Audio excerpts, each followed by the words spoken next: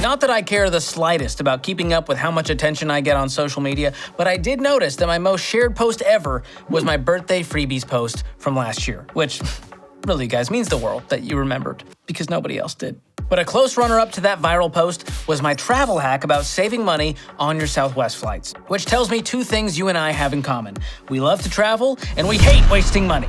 Or I guess we love saving money? I know they're kind of the same thing, but they feel different, you know what I mean? And travel abounds with opportunities to waste money, let's be honest. More often than not, an affordable vacation seems as impossible as relaxing on the beach with a toddler. Why? Why must they eat sand and sunscreen? You have a Go-Gurt and Cheez-Its at your disposal. Why?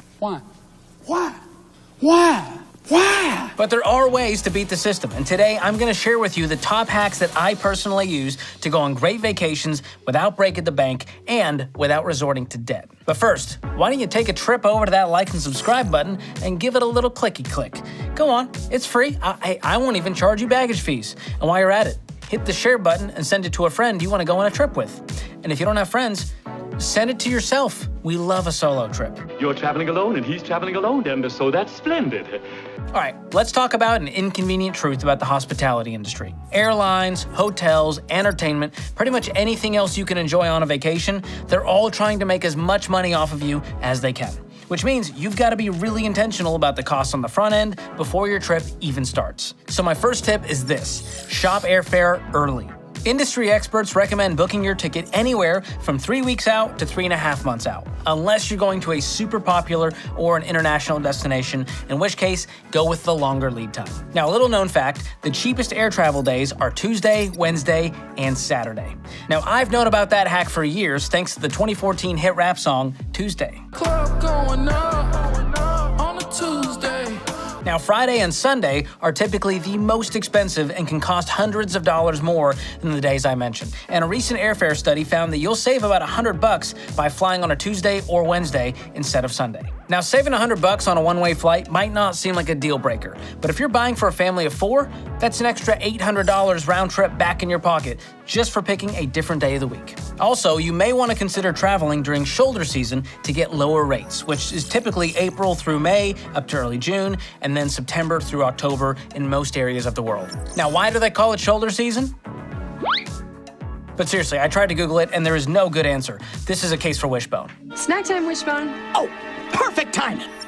Another tip is to utilize technology in this process. And no, I'm not talking about an inflatable neck pillow, although those are game changers on long flights, and I will not be ashamed. I will not be harangued in front of my fellow travelers because I choose to ride in comfort. I'm talking about using travel apps and websites that are designed to help save you money. Some of the best ones out there that I use personally are Google Flights, Going, previously known as Scott's Cheap Flights, Next Vacay, Hopper, and Skyscanner. Skyscanner is pretty cool. They scan 1,200 travel sites to find you the best deal, and they won't track your data, which, if you haven't noticed, the airlines can use against you. They'll jack up the price of a flight just because they know you've been looking. Rude. I don't like that at all. All right, on to the next tip. Now that you've got a great deal on travel, you can save big during the flight by bringing a carry-on instead of a checked bag. Now, most airlines charge baggage fees for checked bags, but will let you bring one free carry-on bag along with a personal item, like a large purse or backpack, or a merce for you dudes out there. Hey, they're back in style. It's where I keep all my things. I get a lot of compliments on this. You can save anywhere from $25 to $50 per bag by doing this. And if you must check a bag because you're traveling home from Boston with a metric ton of Mama Camel's hummus, be smart about it. Choose airlines that include free checked bags, like Southwest, for example, which includes 2 free checked bags that weigh up to 50 pounds each. And if you're traveling with your spouse or your kids, think about sharing one big checked bag. You might risk a huge marital fight, but hey, $50 is $50, huh? That's a lot of money. I personally use packing cubes to do this right. They're a genius tool that makes packing easier, and you can get a set on Amazon for about $25. So you spend that money once, but you're gonna save $25 to $50 on checked baggage for future flights. So the ROI here is a no-brainer. Now, our next tip is for your departure process. When you're going through airport security, head toward the lines on the left. I actually got this advice from Queen Bee. To the left, to the left. Or was it Cupid? A lot of people giving advice to the left. He also says to the right. Which one is it, Cupid? For some psychological reason, people typically turn to the right when it's their turn to enter the security gates, which I've nicknamed LTS. left turn syndrome. So make a beeline for the left. That's usually where the faster lines are. You're welcome. Next tip, if you're traveling internationally, do not exchange money at the airport. It is one of the most expensive ways to trade your US dollars for yen, won, kip, pesos, franc, rupee, and any other kind of foreign currency. Instead, here's what you do. Order currency at your bank or credit union before your trip. Or you could just use a debit card like a normal 21st century human. And there's a few out there that have no foreign transaction fees or ATM fees. Sweet deal. But you do need to call your debit card company to authorize use for foreign travel so that it doesn't get frozen when you try to buy everyone a round of Guinness on your little trip to Ireland. Brilliant! Brilliant! Now for our next tip, here's a hack that I think is totally worth the investment. TSA pre-check. If waiting in long lines behind people who've taken their shoes off is not your favorite pastime, sign up for TSA PreCheck. For about $78, you can skip these long security lines for 5 years straight. And you'll be zipping through faster, easier security screening to get on your merry way. Highly recommend. And honestly, it's worth it just to never be barefoot on that filthy airport floor ever again. Why do we pretend that it's okay to be barefoot on those? That's disgusting. I don't want to see those gargoyle toes. Put them away. Next tip, take the time to find hotel deals online. We've covered some travel, we gotta hit lodging. I like to start with hotels.com just to see what's out there and check out some reviews. They've got a great app as well that's super intuitive. Another place to go is TripAdvisor. You can read reviews, complete with traveler-submitted photos that show you what the hotel is really like, in case you're curious about what's growing under that coffee maker. For being honest, I got trust issues with hotel coffee makers. Now, once I've done my hotel research, I go to the hotel's website so I can compare rates to make sure I've got a good deal. Another trick is to call the hotel directly and see if they'll compete with and negotiate against the rates that you found online. They're usually happy to match prices you found online to get you to book directly with them, which keeps more money in their pocket. Now, if you want to get an even better deal, you can check out Priceline's Express Deals or Hotwire's Hot Rates to get a cheaper price on a hotel within your preferred star rating range. Now, the only catch is you don't know exactly what hotel you're staying at until you book it. It's basically the Love is Blind of the tourism industry. But here's a bonus hack for you. Check out a Chrome browser extension called Travel Arrow that will decipher exactly what hotel you're secretly looking at. You didn't hear it from me. And here's another sneaky loophole you can use if you have no clue what a browser extension is. You can use Google Images to upload and search the sample photo on these sites to figure out what hotel you'd be booking. Now, the key here is flexibility. The more flexible you are, the better deal you'll be able to find. Even on luxury hotels where you can get room service ice cream. 2 scoops, sir? 2, make it 3. I'm not driving. All right, we've covered travel, we've covered lodging, so our next tip is all about transportation.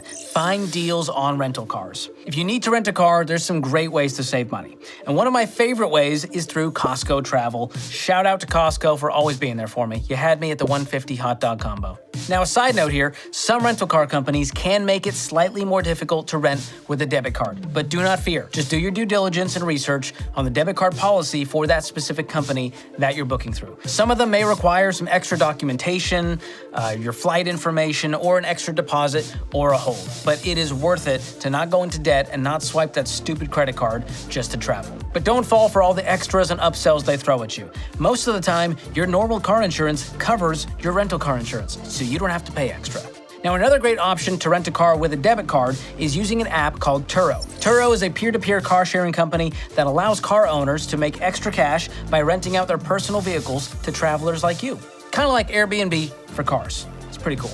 All right, let's keep this train moving. Next tip, once you get to where you're going, you might be able to save some money by getting a city travel card or a transport pass for a discount on attractions and transportation.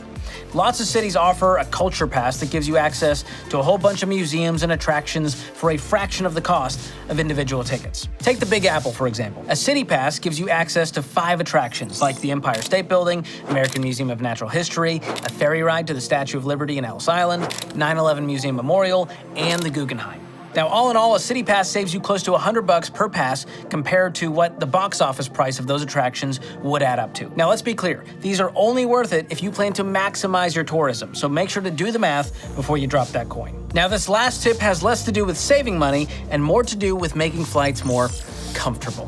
okay? Self-care is everything. So be sure to pack some moisturizer, hand sanitizer, antibacterial wipes for those nasty seat trays, a sleep mask, maybe some earplugs, AirPods Pro if you're an Apple fan, USB phone charger, and the ultimate flex, the Flight Flap phone and tablet holder. I'm telling you, that will change the way you travel. Now, the real trick to affording travel and doing this right is budgeting for it in full before you travel. So before you hit the road, fly the friendly skies, camp the backcountry, or glamp on your California king-size self-inflating air mattress, start saving money in a sinking fund where you put aside a little bit every month until you hit your goal. My favorite way to do this is with a budgeting app called EveryDollar that makes sinking funds super easy to set up and track. I'll drop a link below if you want to check that out. So that's all the travel tips I'll share with you today. It's not all of them, but it's some of my favorites. And I know you guys have some great ones too. So please drop some of your favorite travel tips and hacks in the comments below, and maybe I'll react to them on a future video. Who knows? Hope you guys enjoyed this video. If you did, please be sure to like it, hit the subscribe button,